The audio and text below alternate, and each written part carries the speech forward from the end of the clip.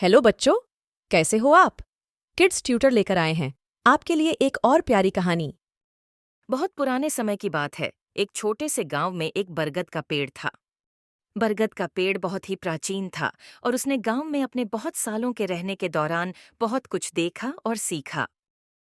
इस पेड़ की विशेषता थी कि वह हर किसी को कुछ न कुछ नया सिखाता था। एक दिन गांव के सभी बच्चे पेड़ के पास आकर खेलने लगे। उन्हें देखकर बरगद पेड़ मुस्कुराया और बोला। अरे बच्चों, बच्चे पहले चौंक गए और चारों ओर देखने लगे कि आखिर आवाज किधर से आई। आज तुम लोगों के लिए एक कहानी है, सुनोगे? बरगद फिर से बोला। कहानी सुनने के नाम पर बच्चे खुश हो गए और कहा। हाँ हाँ बरगद जी, जरूर सुनाइए ना। तो फिर बरगद ने कहानी सुनानी शुरू की और बच्चे ध्यान से सुनने लगे। एक समय की बात है जब यह गांव बिल्कुल नया था। इस गांव में एक भालू रहता था जिसका नाम बल्लू था। बल्लू बहुत ही मस्त और खुशमिजाज जानवर था। उसे झूला झूलना और पेड़ों पर चढ़ना बहुत पसंद था। एक दिन बारिश का मौसम शुरू हुआ और पेड़ों पर बहुत सारे फूल और पत्ते गिरने लगे। तेज आंधी और बारिश होने लगी।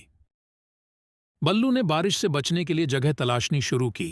काफी तलाशने के बाद उसे मेरे तने में छुपा गुफा नजर आया। उसने सोचा, ये कितना अच्छा रहेगा। बारिश में यहां आराम से रह सकता हूं। बल्लू गुफा में चला गया। उसने महसूस किया कि यह बिल्कुल जैसे एक महल है उसके लिए। उसने सोचा कि यह जगह उसके लिए अच्छी रहेगी। जब बरगद पेड़ ने देखा कि बल्लू उसके नीचे रात बिता रहा है तो उसने कुछ नहीं कहा।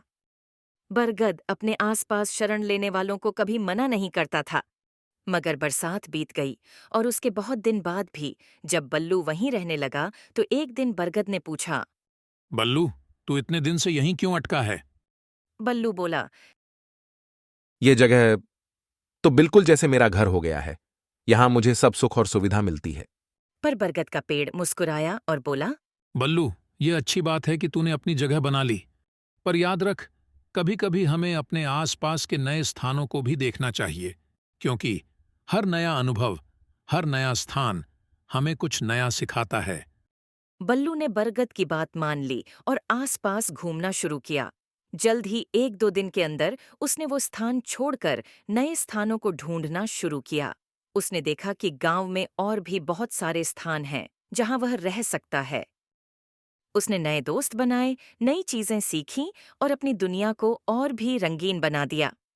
जब बल्लू को अपने नए घर पे रहते कुछ दिन बीते तो उसने वापस आकर बरगद को इस नई शिक्षा के लिए धन्यवाद कहा।